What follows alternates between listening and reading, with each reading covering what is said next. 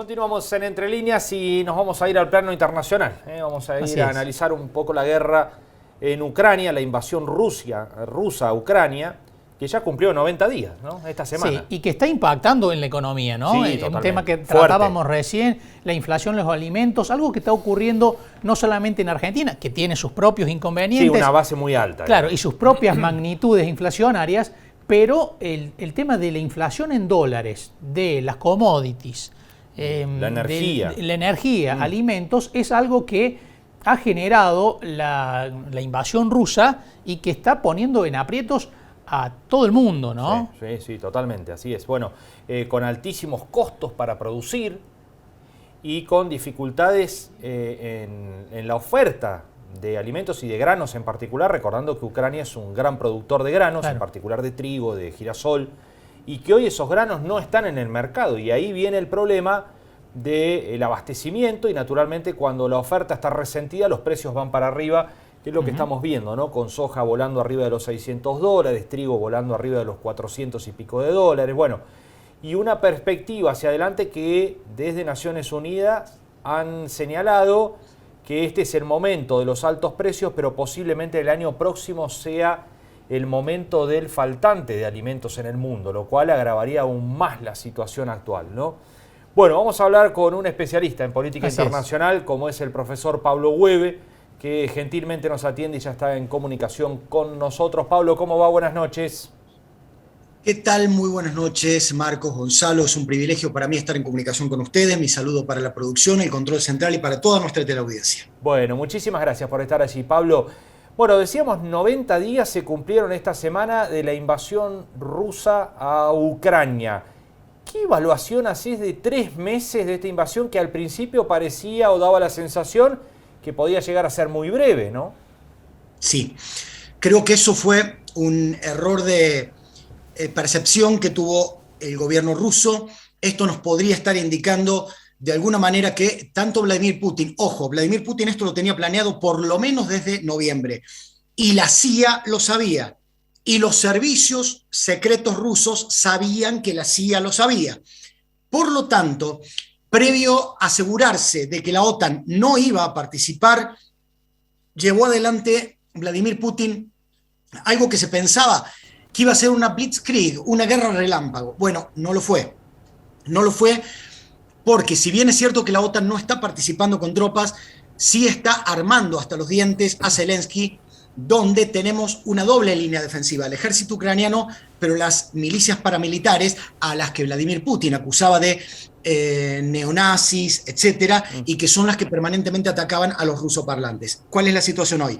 Militarmente, Rusia, ojo, no es que esté empantanada, Rusia está concentrando los ataques en la zona del Donbass, que es el este de Ucrania, la zona ruso-parlante.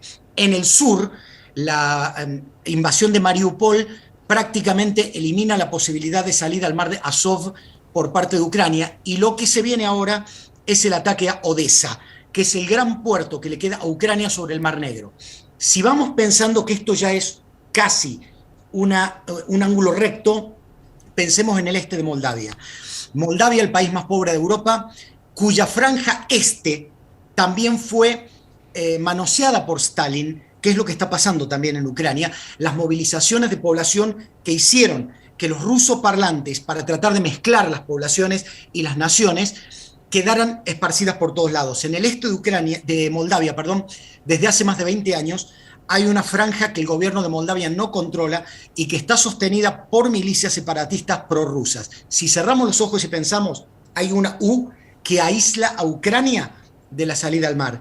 ¿Qué busca Rusia? Seguridad. ¿Lo va a conseguir? No lo sabemos. Lo concreto al día de hoy, ¿qué es? Que ya se cortó el gas ruso a Polonia, a Bulgaria, a Finlandia, con realidades distintas. Polonia y Bulgaria dependen altamente del gas ruso, no así Finlandia, cuya matriz energética solamente utiliza el 6% de gas y que ya lo puede reemplazar de Estonia. Segundo, en otro error de percepción que para mí esto es delicado, tanto Suecia como Finlandia rompen con, en un caso 70 años y en otro caso 200 años de neutralidad, pues sostienen algo que en verdad, que es parte de verdad, que es que no se puede confiar en el liderazgo ruso. cuidado, Gonzalo y Marcos, yo puedo estar de acuerdo en que el liderazgo ruso no es confiable, pero en Occidente no tenemos tampoco liderazgos confiables.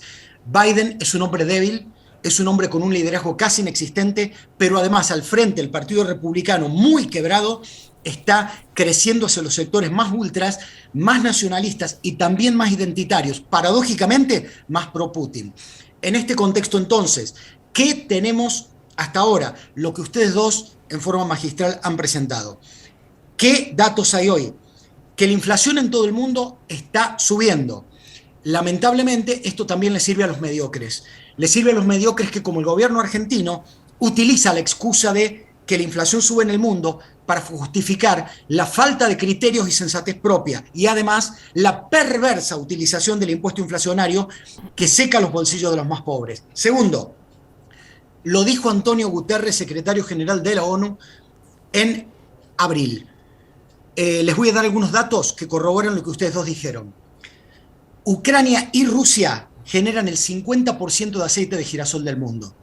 Ucrania es el país que aporta el 50% del girasol para la organización humanitaria alimentaria más grande del mundo, que es la organización precisamente de las Naciones Unidas para la alimentación. ¿A dónde vamos a ir a parar? A partir de la suba de los combustibles. Eso trajo aparejado un movimiento en las paridades cambiarias de varias monedas, aumento de la inflación, y estamos a las puertas de un no pago masivo de deudas soberanas. Empezó Sri Lanka. Hay 18 países más, al menos, varios de ellos africanos y asiáticos, que están en las puertas de pedir o facilidades de pago o directamente llamar a un default. Lo peor de todo, lo más grave, yo no tengo el optimismo de la ONU, lo digo irónicamente, que hablan de que el año que viene habría faltante de alimentos. Los datos que tenemos desde nuestras asignaturas con contactos en otros organismos internacionales nos permiten decir que a partir de agosto ya hay países de África, 45 países de África, que dependen en un 30 a 40% del trigo de Ucrania, y 18 países de África dependen en un 55% de Ucrania en cuanto al trigo y al girasol. Pero el último dato, que lo dijo usted, Gonzalo, Rusia es uno de los mayores proveedores mundiales de fertilizantes. Esto está aumentando los costos de producción. Digo porque hay algunas personas que en Argentina dicen, bárbaro, volvemos a ser el granero del mundo. No es así. No es así, porque también se van a potenciar los costos internos de producción de Argentina, y hay un gobierno que un día dice una cosa, otro día dice otra, sigue amenazando con aumento de retenciones, que es algo ya demencial en lo que se está planteando. Y por último, como si todo este cóctel fuera poco, ¿saben qué es lo que va a lograr la inflación, el aumento en los combustibles, la discusión respecto de la masiva dependencia de los hidrocarburos fósiles y la falta de alimentos? Todo esto va a desencadenar en pocos meses más inestabilidad política en muchísimos países. Ojalá yo esté equivocado. Pablo, en este contexto además está el tema de la Cumbre de las Américas. El presidente hoy condicionó la presencia de Argentina, además tuvo un discurso bastante fuerte en contra de Estados Unidos, y según trascendió en las últimas horas, se estaría preparando junto con México una contracumbre. ¿Cómo ves esta reacción del gobierno argentino?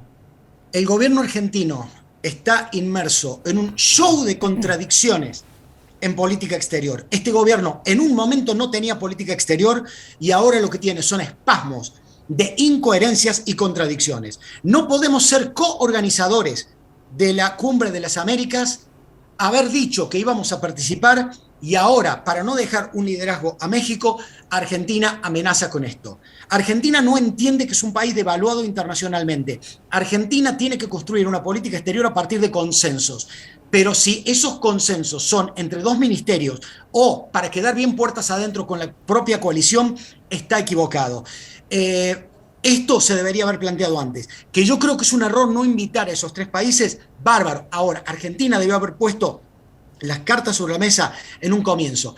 Pero Marcos, ¿qué se puede pedir de un gobierno que los días 4 y 6 de febrero se sentó con Vladimir Putin y Xi Jinping, dos espantosos violadores de derechos humanos del mundo, privilegiando inversiones por sobre el discurso de los derechos humanos, sin haber advertido siquiera que Argentina tradicionalmente admite respetar los derechos, el derecho internacional público, y no le dijimos ni siquiera a Rusia que estaba violando la resolución 3314 con la amenaza a Ucrania. Luego mantuvimos silencio, luego aceptamos la condena en el Comité de Derechos Humanos, ahora nos oponemos a que los echen del G7.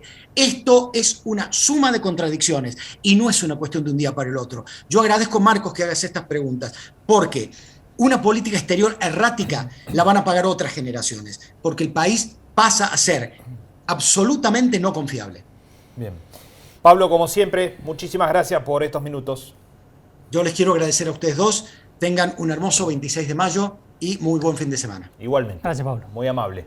Bueno, ahí estaba el profesor Pablo Hueve, un experto en materia de política internacional, analizando primero, bueno, la situación de la invasión rusa a Ucrania y sus consecuencias, que las estamos viendo a menudo. Así es. Y después esta reacción del presidente, ¿no?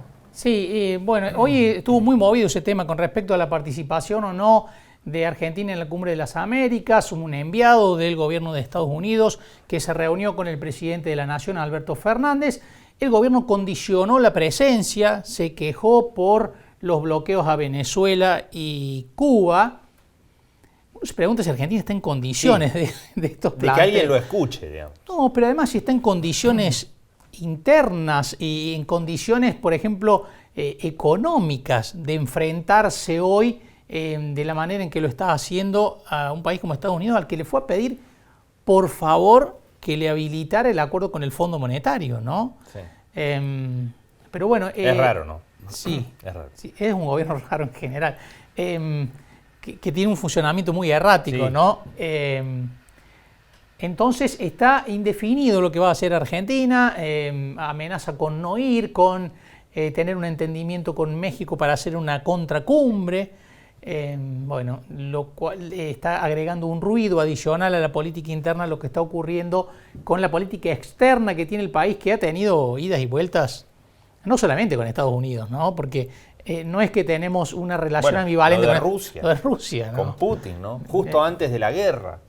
Claro, y después, teniendo también en algunos momentos condenando la invasión, en otros no, sí. Lo que le valió enojo de todo el mundo, porque se enojó Rusia también, hasta se lo llegó a tildar en algunas editoriales de medios rusos de traidor, sí, al presidente de la nación, al no generar una línea y al tener posiciones fuertes con cada barquinazo, de un lado y de otro, ¿no? Esto genera enojo de todos lados. Bueno, esto suma un frente todavía de mayor incertidumbre, de mayor zozobra en la suerte que está teniendo el gobierno argentino, que parece no conforme con todos los problemas internos que tiene, con los problemas de funcionamiento de la coalición, los problemas inflacionarios, bueno, de todo tipo, suma además el frente externo y no termina de definir un alineamiento, ¿no? Sí. Bueno, si elige... ¿De qué vereda se para? Claro, si elige enfrentarse a Estados Unidos, bueno, que elige esa vereda, pero que tome un camino, ¿no? Sí, y no este cambio permanente al que recurre el gobierno nacional.